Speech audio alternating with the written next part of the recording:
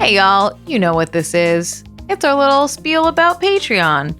You know, Patreon is how we pay the bills around here and we keep this podcast on the air. So if you want to help us keep making this show, drop a couple bucks at our Patreon. It's patreon.com/femfreak. You can also learn about some perks like early access, listener polls, which is one of my new favorite perks that we have, and also bonus episodes. So check us out, help us out, patreon.com/femfreak. I've given up on the politicians leading on this. That's not going to happen. And they will wait and then be dragged in when it's the most normal, accepted, popular thing. If abortions were as normal as cell phones, you can't ban them.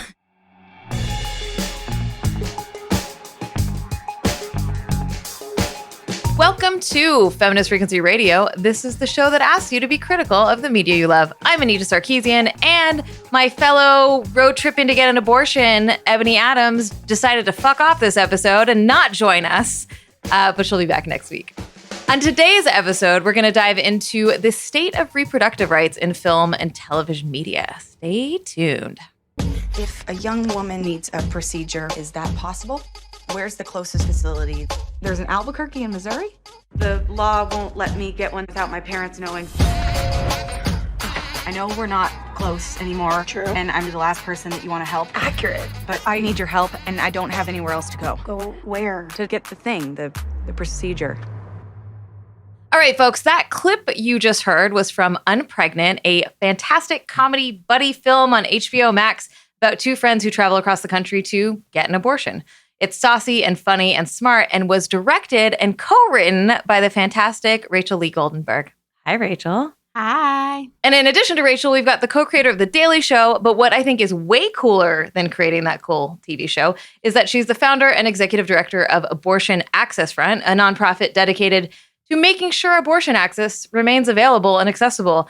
And like, y'all, this isn't some stuffy nonprofit. Their website states that we are a coven of hilarious badass feminists who use humor and pop culture to expose the haters fighting against reproductive rights. Hi, Liz. Hey, how are you? Hi, Rachel, too. Hello. Rachel and I had an incredible conversation about the film nearly 6 months ago. You know what's funny about that is you did that for Women in Film, which is where Ebony works. And Ebony was like, you should get them on to our podcast. Since you know both of them. Great. An excuse to hang out with Liz again, who is so much smarter than me about all things abortion. I think that there are equivalent but different types of knowledge in this space.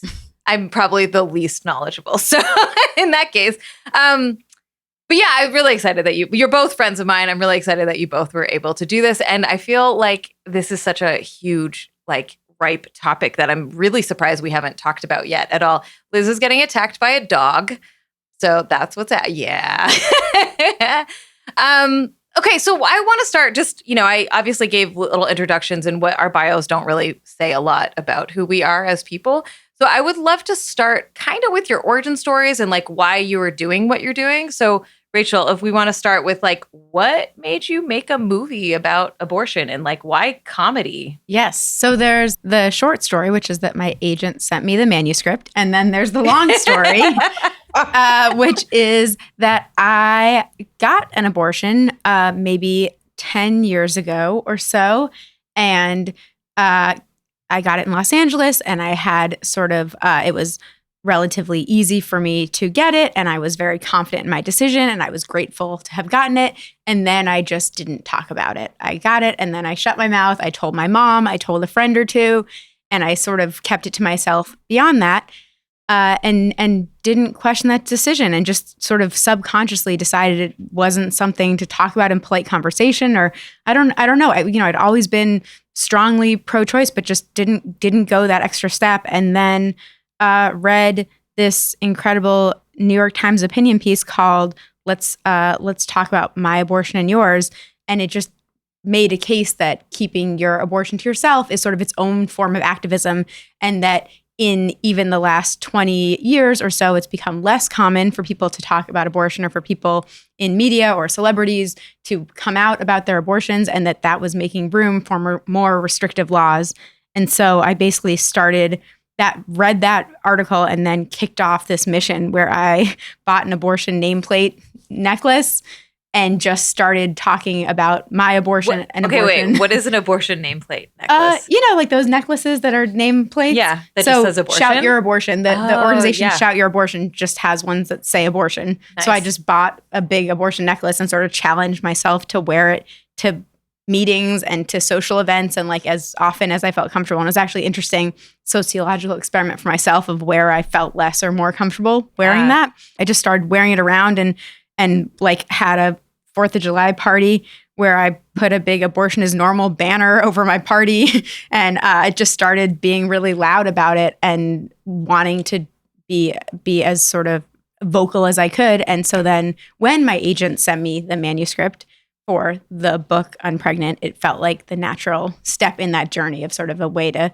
hit a bigger audience than just like my local coffee shop with my abortion necklace. Yeah, great. I love that. I love that like very clear trajectory into activism and how other people's like visibility inspired you to be visible, right? Like I think that's why it's so important when people speak up, because it creates this rippling effect of inspiring other people to be like, I'm not alone. And also maybe I should speak up too.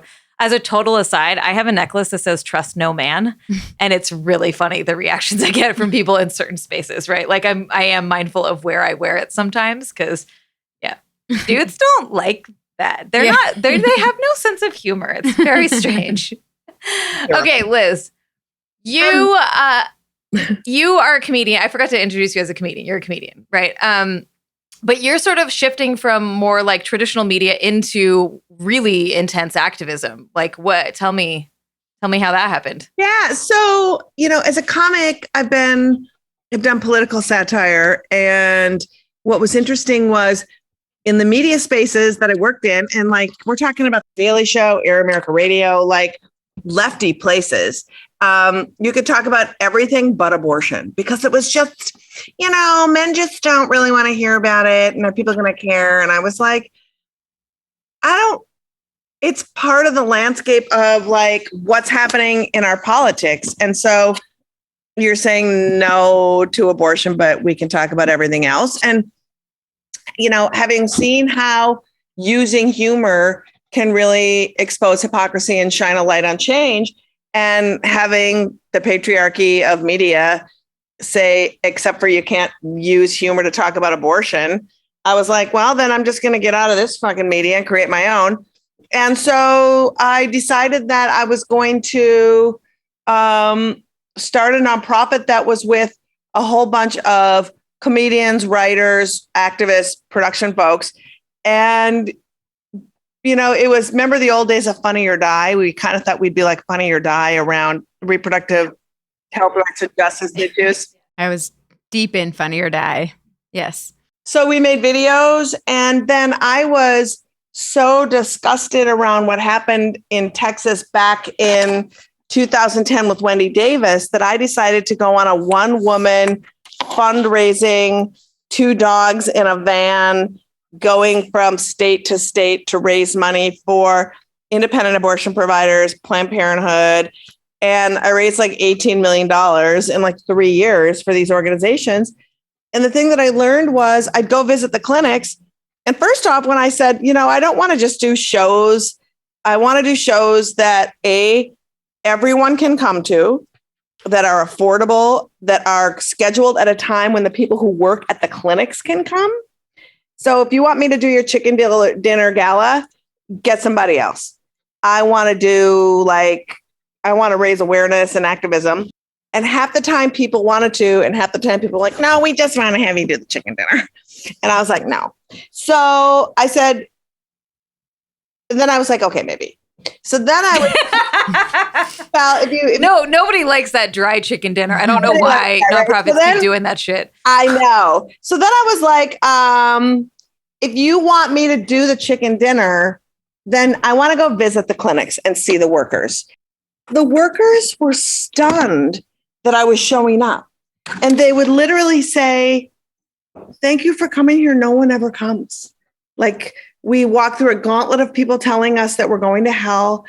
And then we have to drive home a different way from work every night.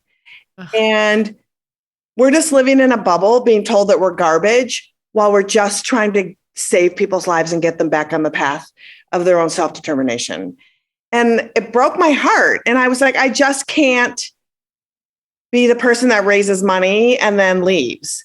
So I had a chili potluck at my house, and I invited all these, everybody I knew from the biz. And I said, we need to do something more than just fundraisers and making videos. I want to go out on the road, and I want to visit these clinics, and I want to do shows that are fun and funny, but also center the providers and the activists locally. And then I want the audiences to be able to sign up and learn about what's happening so that we're growing community bases around the country. And that's what we did. And I talk about my own abortions. I've had 3. None of them were traumatizing. That's just my own, abortion story was I had abortions because I needed abortions and because I don't want kids and never did. And so I just wanted to try to normalize abortion. I wanted to say abortion, because if we don't say it, how are we going to defend it? And I wanted to work to center it so that we talk about it as part of an entire landscape of healthcare choices that somebody might make in their reproductive lifetime. And I wanted to honor and take some things off the plate of the people that provide abortion, because if they're providing the care, fact checking, and then having to defend themselves, it's too much. It's too much. And so I wanted to take some of that burden off providers. So that's what we do. And like people are like, how can you use comedy? And I was like, because I don't buy into the narrative that the anti-abortion movement has set up for us. I buy into the narrative that abortion is fine and moral and not murder. Therefore, I can use comedy. I can drag hypocrites for filth. And I get to talk about my own abortion any way I want. And so do all the people whose stories we center. Yeah, that's great. I when we first met, I was like, tell me about what you're doing. And you're like, well, we just like painted some fences at a local abortion clinic. And I was like, what? And I was like, oh my God, you're amazing. Like literally it wasn't just that you were going, like you were literally going and supporting the needs of clinics to remain open, whether it was raising money or literally like painting a fence or whatever. Sounds right? like a euphemism. I know, right? Yeah, well, we say we're sort of like a cross between USO and Habitat for Humanity for fighters, because I think there's so much nuance to why this right is under attack. The first and foremost thing people need to know is that the right in this country's single focus is abortion and guns, and all the other things intersect with those things. Their racism, their white supremacy, all of it is like centered in that. And also, if you provide abortion in Wichita, Kansas, you can't get someone to paint your fence or like do landscaping or fix your roof because you provide abortion, and people will either don't believe in it, so they won't help you, or they get so harassed that they don't want to provide the service. And so we go in and do what needs to be done. And then during the course of our shows, when we talk to our audience, we explain, and I'll never forget, this dude in Oklahoma City was like, are you telling me that it's activism if I mow their lawn every other week? And I said, yes, you can get paid. You have a client, and you parking your van in front of this clinic tells your community that you support this clinic and what they do. And that's profound activism. And he was like blown away. So that's sort of the reset that we like to do with folks. Yeah, that's great. One thing I do want to shout out is originally when you formed this org, it was called Lady Parts Justice League. And I just want to acknowledge that like you all recognize that abortion is a issue among many genders. And like, I find a lot in the sort of feminist and like women-centered nonprofit landscape that there's this legacy problem where all these orgs that serve women's needs are like, oh, we now need to serve non-binary needs, but like they don't change the name, or they don't really do anything other than just add like and non-binary to the end of like a sentence. But all of their programming, everything is still centered very much around like cis women. And so I was really impressed that you're like, no, fuck it, we're going to change the name, even though we've established this name. It had the humor that like, you were going for at the time, but it wasn't inclusive. And so like that is I want to say it's a bold step, but it's like the right step. Like it was the right thing to do. And so, kudos to you. Yeah, the right thing to do isn't bold. It's just the right thing to do. Exactly. Exactly. And for me, it was like, even though we called ourselves that, and like all of the language around how we talk about abortion was still gender inclusive. It was just the name. And that matters, right? Like the name mattered because that's where it was on all the merch, like it was on everything. Yep. And so I think it was great. And the name you have now is fantastic. Well, and I'm just happy that like it was an expensive lift just because what you got to do to change, but it wasn't, we didn't have to relearn how to talk about abortion because we were already talking about it through an intersectional lens. Our name, we just thought like we named it up because of a specific incident that happened to a real person. And it just bummed people out. So I was like, I don't need to bum anybody out. I want everybody involved. And it's amazing. It's amazing to me how like so much of our battles around like representational issues and basic like human rights is really that. It's just like you're making people uncomfortable. Just maybe don't do that. And like that is so people like hold on to the status quo so tightly, and you're like, ugh! But you could just like, just do this thing differently, just a little bit, and like it doesn't really mean any. Like who gives a fuck about bathrooms? Just let it go.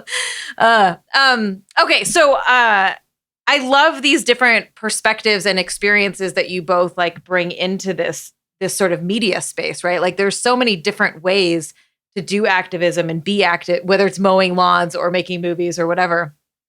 So I think it's really interesting for us to sort of dive into like the media landscape of reproductive rights in general and abortion in general. And I want to just start with a little anecdote. Well, it's not an anecdote, but a little story because Lois Weber is a film director who started out in the silent era. She was one of the most, like at the time, she was like top 3 all-time directors. And it's actually really sad. In her lifetime, she like became unknown. So whatever, fuck patriarchy. But so she would make, like she talked about film, like one of her quotes is, "I'll never be convinced that the general public does not want serious entertainment rather than frivolous." And she talked about films as living newspapers. And so she really wanted to talk about like the issues of the day. This woman would she made like 300, 400 movies. Like she wrote, starred in a bunch of them, directed them. It was wild. Like it is wild. So she makes these movies in 1916. She made this one called Where Are My Children? And then she made in 1917, The Hand That Rocks the Cradle.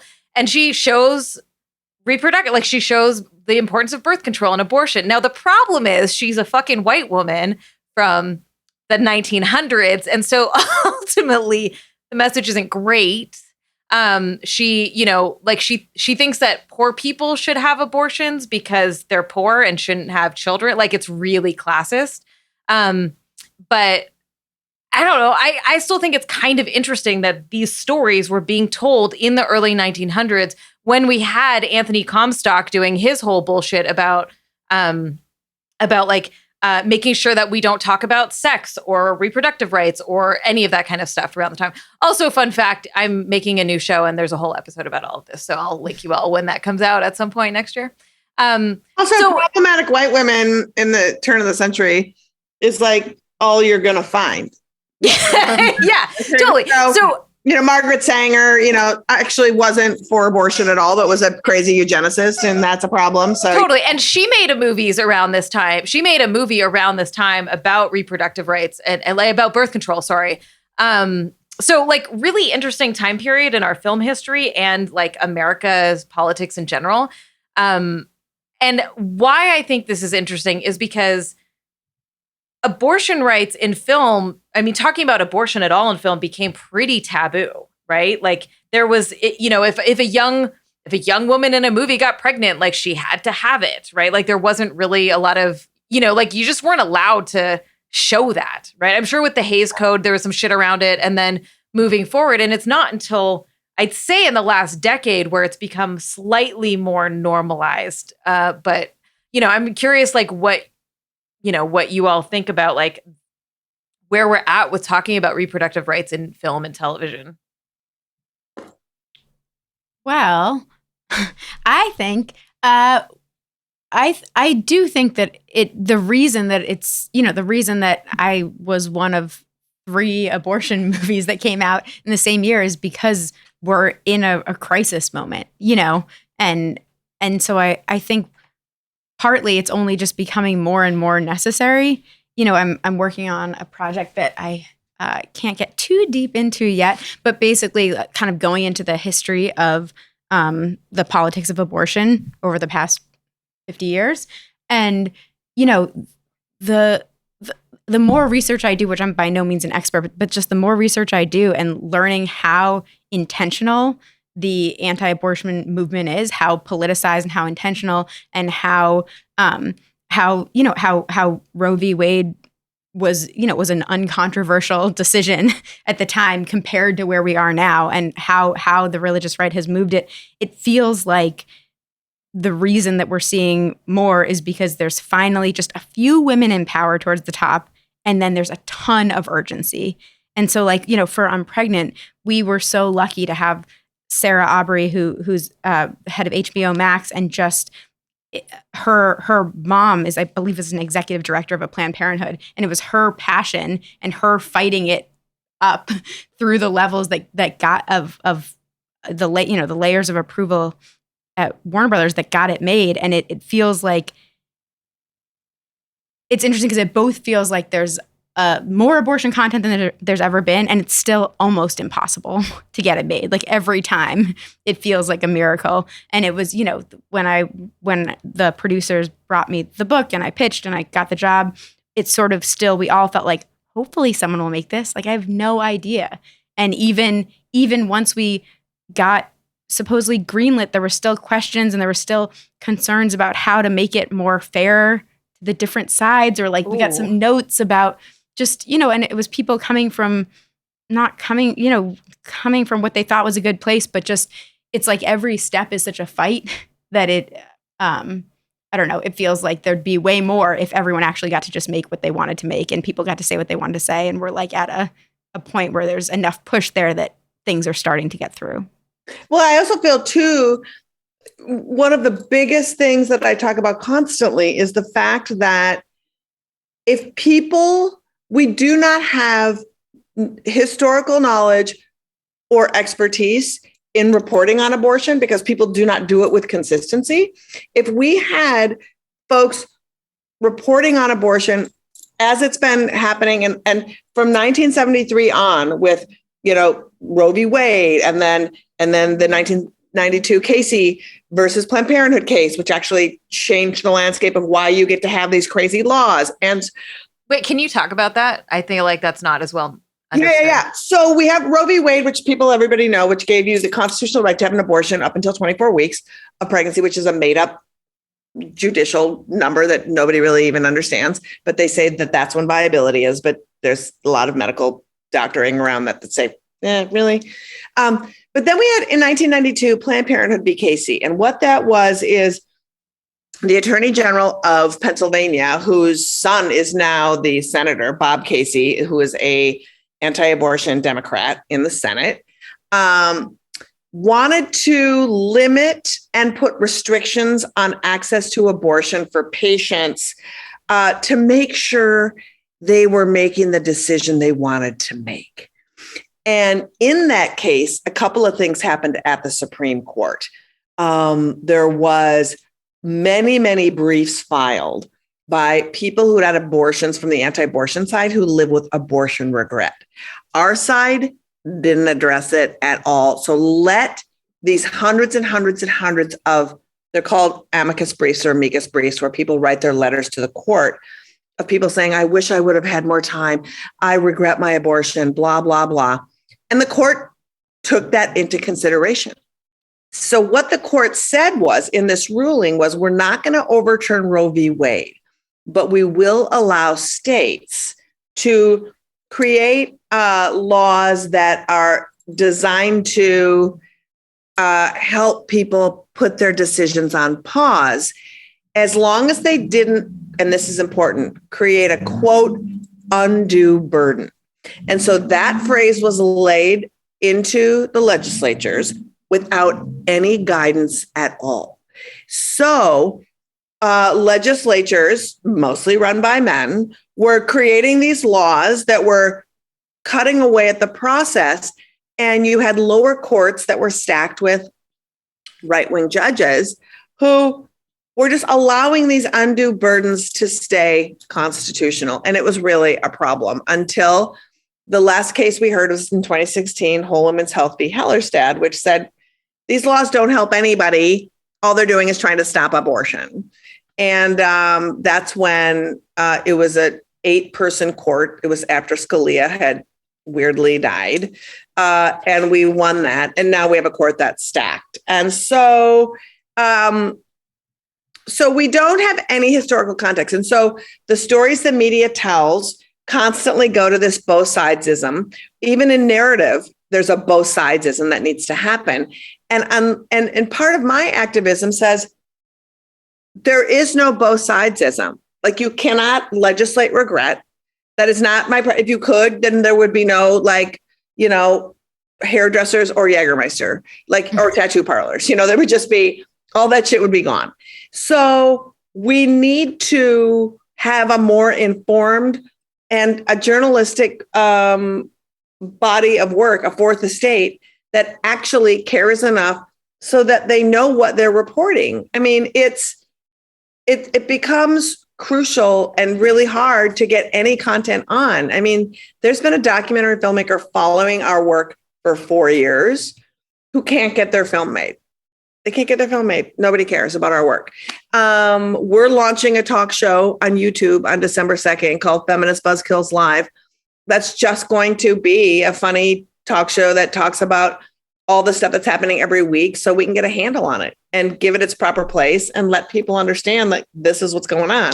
So I feel you, Rachel. It's really, really hard to get something made because people feel entitled to put caveats around this and don't give equal value to people who just have a moral feeling about abortion. I mean, I have a moral feeling about war. I have a moral feeling about how much plastic this country uses. I have a moral feeling around a lot of things that happen, and I fight for it. And there's stuff that I can't stop because I feel like it's immoral. You know, yeah. Why did they get this extra like say in the matter? Well, and there's, you know, it's all, so much of the industry works on being risk averse. And so everyone, you know, every meeting that I go into ever, no matter what, I'm sure it's the same thing for you guys, is like, we want to make work that says something. We want to make work that has an important message, but then the message always ends up being like, accept other people or like something really like it's like that starts to feel like the bold message is like, you know, that like tigers can get along with lions and that's okay. And you're like, wait, what? That we can do more. We can do better. And what I loved about your movie was the fact that it's so real about when you take away other people's opinions around abortion and focus on an abortion experience that someone is having and has had that doesn't center the shame. And when the anti-abortion forces come in, I don't want to give away, but like one of the greatest scenes ever is is that a lot of people don't know there are these fake clinics out there in the world that have mobile vans that literally park outside of abortion clinics or near them and lure you in to come in and have an ultrasound. And it's like, oh, I should get in a van with a stranger and get an ultrasound? Maybe not. But that plays a role in it in the most hilarious of ways, like ever. And so, yeah, I just feel like just stop. A few years ago, we made an episode of the Freak Show about these like crisis pregnancy centers. What are they called? They've got like a really crisis pregnancy center is the and then fake clinics is like what they are. Yeah. We call it a whole pregnancy resource centers. Yeah, they're like the names are really deceiving. Anyways, we made a whole video about it. I'll link in the show notes in case you missed that video we made like 5 years ago. But also, Anita, I want to say we have a whole program called exposefakeclinics.com that gives you action items that we keep updated constantly. So listen to Anita's video, watch Anita's video. But then if you want to take action, We have an incredible resource, Yeah. exposefakecomics.com. We'll link all of that in the show notes. So definitely check all that shit out. So one thing that I think is interesting related to this is we have a lack of consistent progressive news coverage in the mainstream about abortion rights.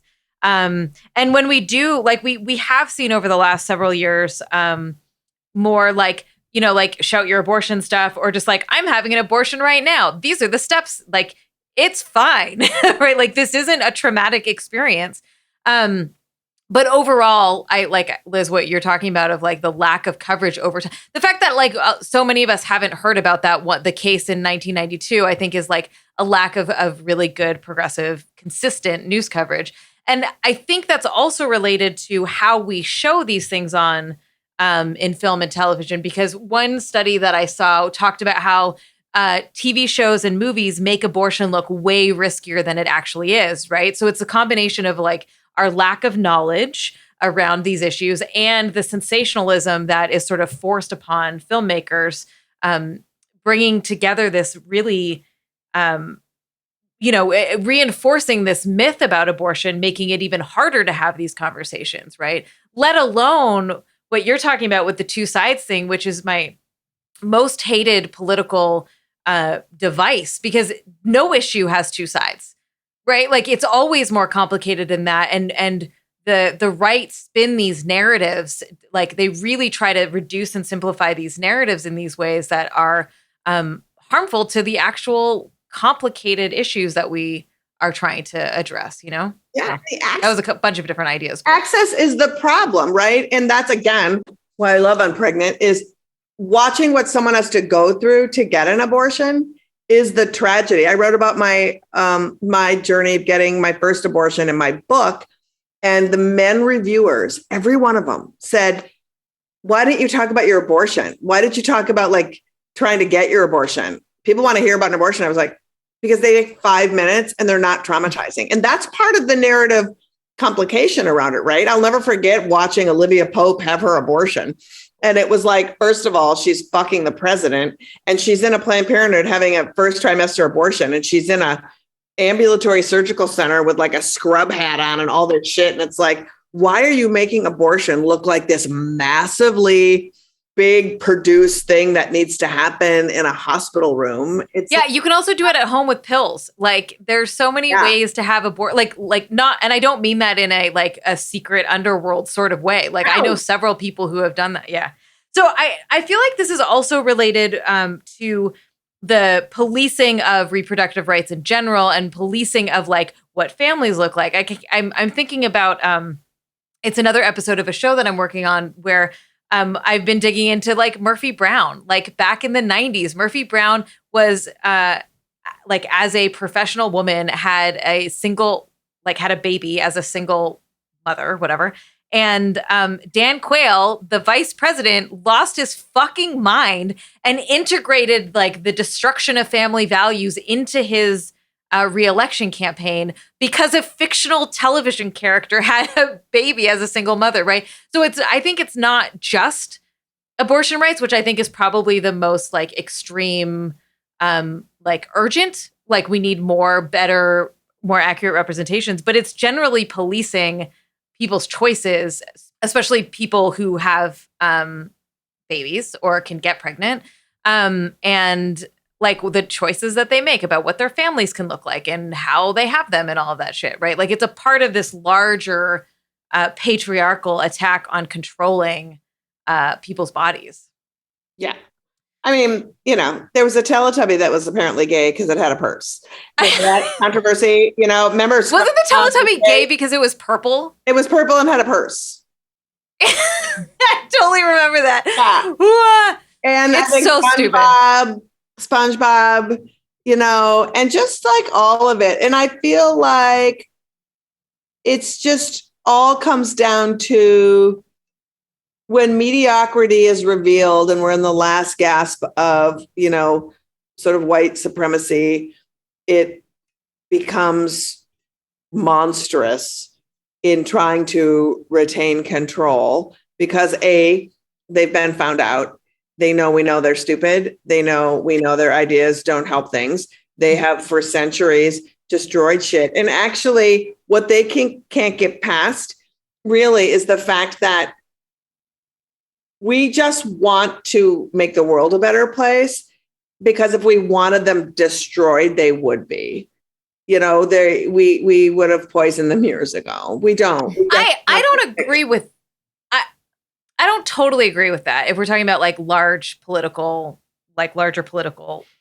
spaces, because I think one of the problems is that the left have morals and we have like ethics generally around the way that we approach things. And like, there's a sense of humanity. I mean, this is a very sweeping statement, but like, we're trying to make things better for more people in general, right? Which means we have to think about things differently. We have to challenge the status quo. We have to have difficult conversations. We have to make choices where the right doesn't fucking care, right? Like, they're just like lowest common denominator.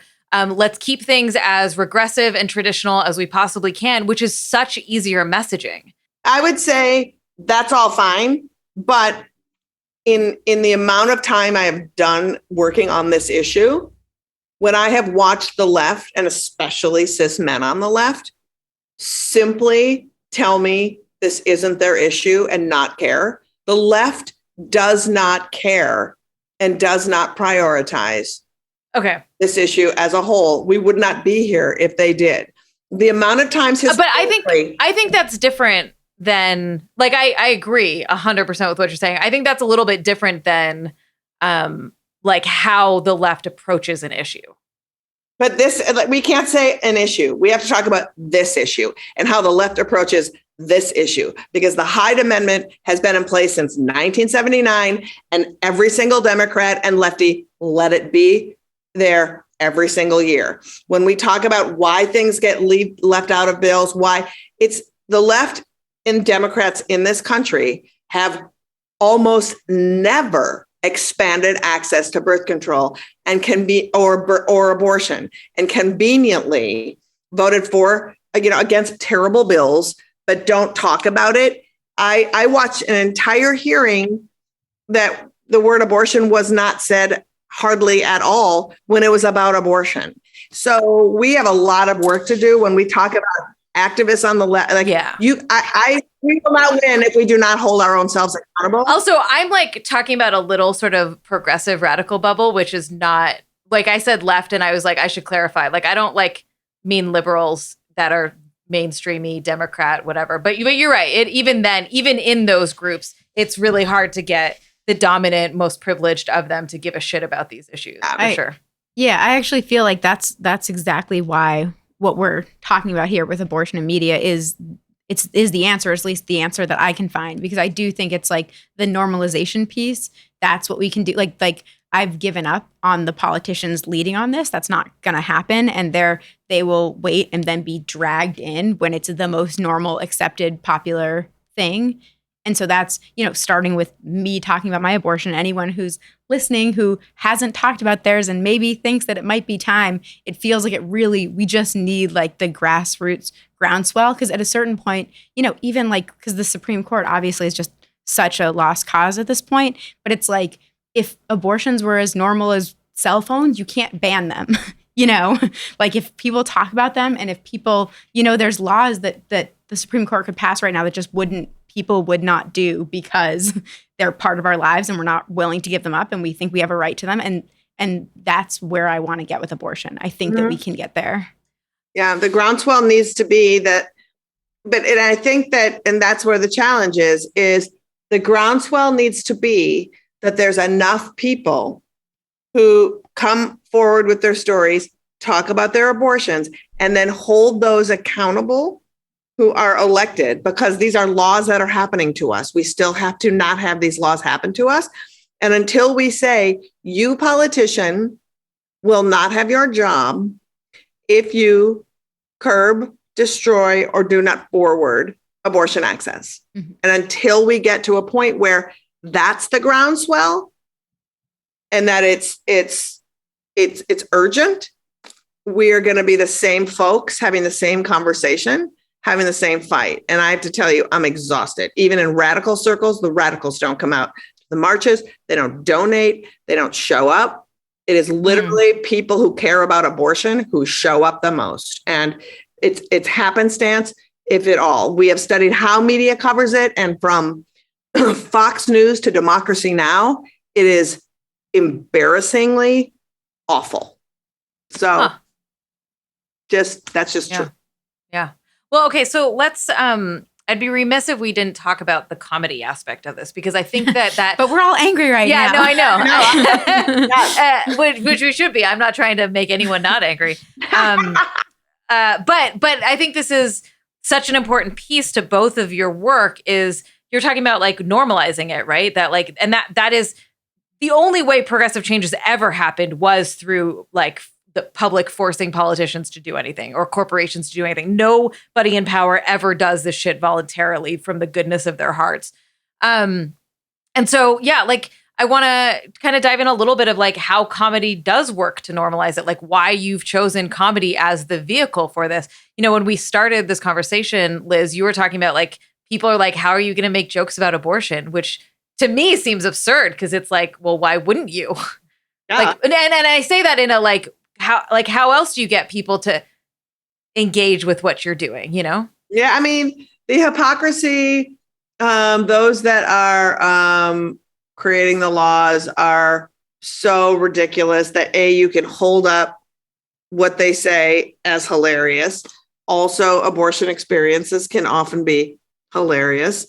Also, it is everybody's right to find humor in everything that is dark.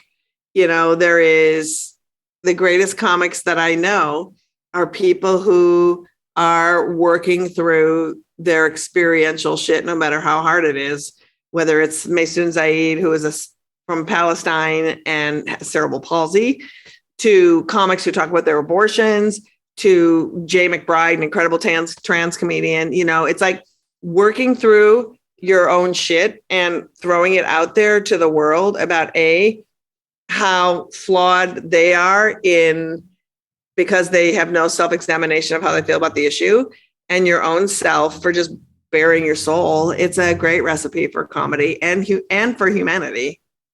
Yeah. Rachel, what, like, Unpregnant could have been a very serious movie.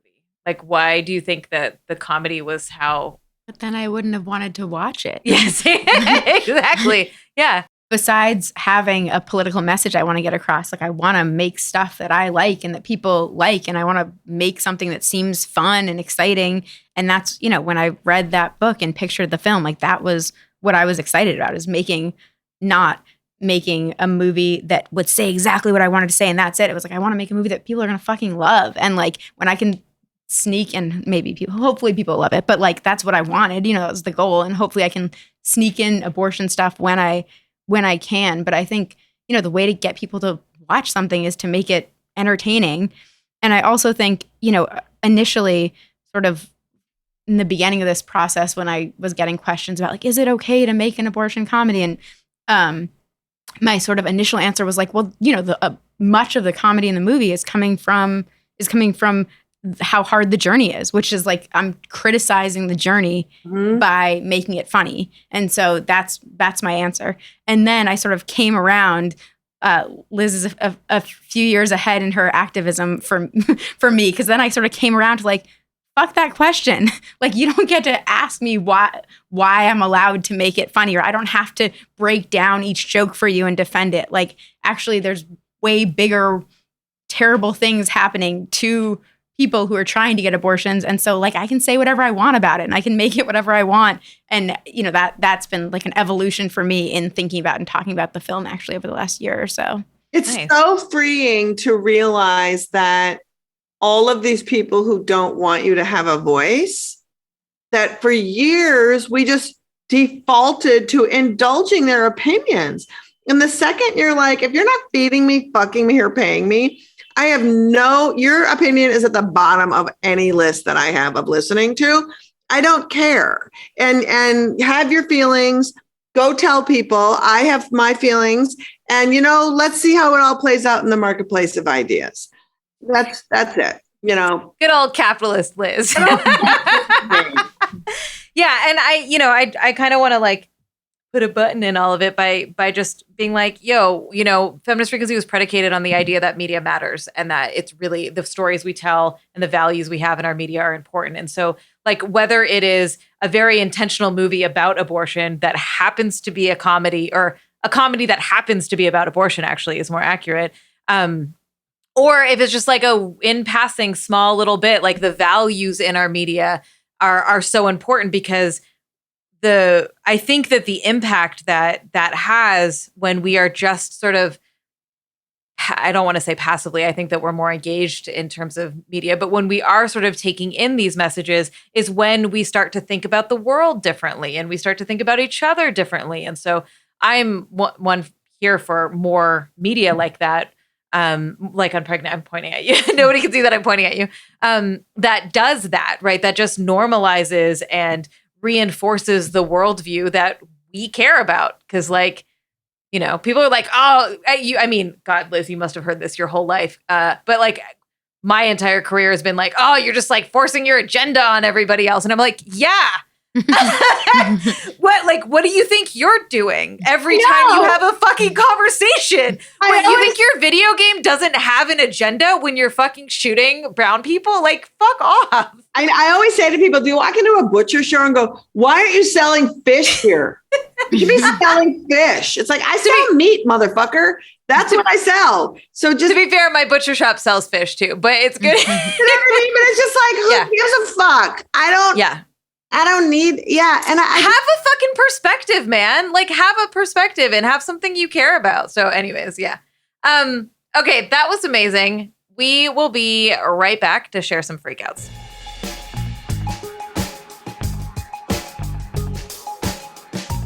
Some days I am so stressed out and overwhelmed and like feel like a burden on everyone in my life, and I just need somewhere to go.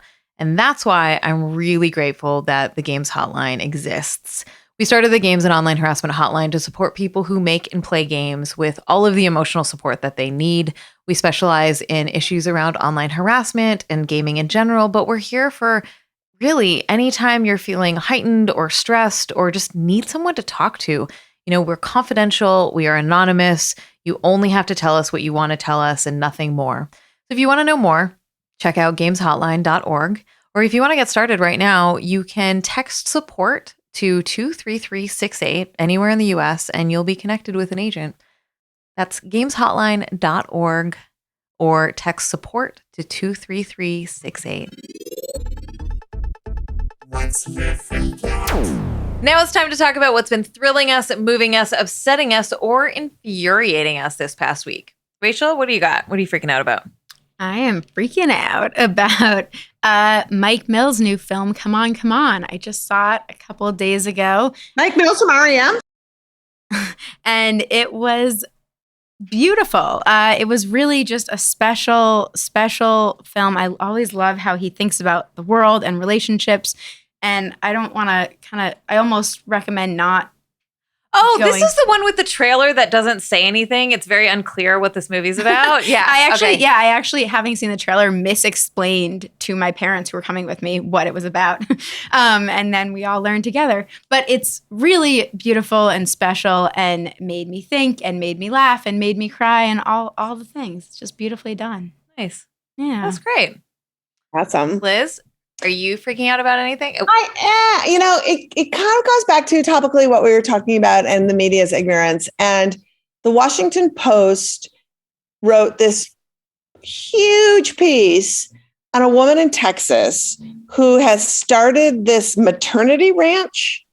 And it's basically luring people away. It's like a fake clinic and a ranch. And she's talking people out of their abortions and then keeping them at this ranch for a year where she is indoctrinating them into this Christian way of life and talking to them about marriages between one man and one woman. And it's like, and then they work the farm. So it's like indentured servitude and brainwashing and all this other creepy shit when there is incredible organizations that provide a panoply of non-judgmental resources for folks seeking abortion or folks who are seeking help if they don't want an abortion and they find themselves in an unintended pregnancy. And it was such a gross article that was so like not at all in tune with like how oppressive this ranch was. And instead it was like exploring the beauty of it that I was just enraged about it. And it goes back to that, like, God, is this person writing this like 12? Like they have no like instinct or insight or anything. And so that's what I'm freaking out about is the fact that can we start abortion ranches where we indoctrinate people into like self-determination and finding oneself and I am all about making the best choices for themselves. Yeah, I am all about an abortion ranch. Bring it. Yeah. All right. That'll be fundraising for next year. Yeah. Okay. I'm not freaking out about this, but it's just something to share. So as I do, very rarely, I kind of weasel my way into premieres, as my listeners are now learning. I say that when I've been to 2 now. Both I like very accidental. So again, I got accidentally invited the day of to the House of Gucci LA premiere, which I didn't like do red carpet stuff or whatever. I just went and watched the movie. Anyways, so Ridley Scott comes out. He's a very old man at this point. And I was like, man, and I was so close to the front. And I just had this moment where I was like, you've made some really bad movies that I really don't like, but also you made Alien. Like I just had this like little bit of a moment being like, you just made like one of the best movies, but also, yeah, whatever. Anyways, so I watched the movie and my freak out is about the movie. Here's the thing is the movie is like all the component parts of it are really phenomenal, right? Like the costuming and the production design are unbelievable. Like there's no way it's not going to be nominated for an Oscar. Like they're just really, really beautiful. And I think the performances are phenomenal. And even some of the dialogue is okay, but like as a whole, it just kind of didn't work. Like narratively was a little bit off and, like, because you're traveling through a lot of time, I think that can be kind of tricky to do and like the pacing of it. Also, the other criticism I have is Jared Leto. Why the fuck was he cast in this? And also, he was basically like Mario from Super Mario Brothers the whole time. Like he was really exaggerated and like, I don't know. Anyway, so I think it's worth saying for like the aesthetic and the performances of it, but it like as a whole didn't quite fully land for me. One of my most frustrating things is when you're like, but this should be better. Like I kind of like it and I'm disappointed that it's not better is maybe one of my most disliked things rather than a movie I just don't like. Yeah, I agree completely because you're like, mad, but it I'm was just so disappointed. Close. Yeah, it's that. yeah, exactly. Thing. You're like, it was so close. I think I watch a lot of movies that I'm like not invested in like how I would have done it differently or whatever, like just like total pleasure trips so that I don't go down that path a lot because it's a bad path. That whole like, oh, this could have been better. Why is this happening? Well, as Rachel being an actual filmmaker and me like being a wannabe filmmaker, it's so hard not to be like, but how would I have done that? I mean, like this is not a project I do, but I find that the ones that are harder, like they're hard because like I sometimes don't feel like I necessarily know enough to be like why it didn't work, but I could feel that it didn't work, right? Where those are the harder ones to pull out a little bit for me. And this is one where it's just like, God, it should have been perfect. And it just kind of, it's like 80% there, you know? Yeah. So anyways, House Gucci, great costuming. I saw the woman who did all the costuming and as we were walking out and I was like, I hope you win an Oscar for this. And she was so humble. It amazes me when like really established Hollywood people are super fucking humble about the fact that they're like really good at what they do, you know? Anyways, all right. That's it. If you want to submit your own freak out, you can do that at feministfrequency.com/freakout. That's FREQOUT.